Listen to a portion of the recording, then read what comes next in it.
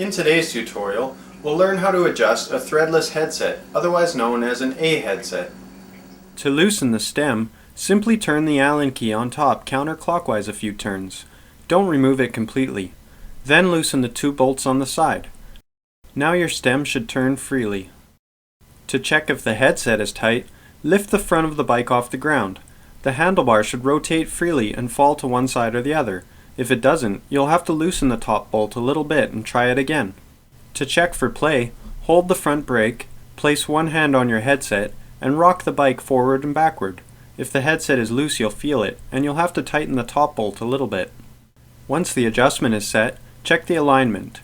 I find it easiest to line up the stem with the front wheel while you're sitting on the bike. Once the handlebar is straight, tighten the two stem bolts and check the adjustment again just to be sure.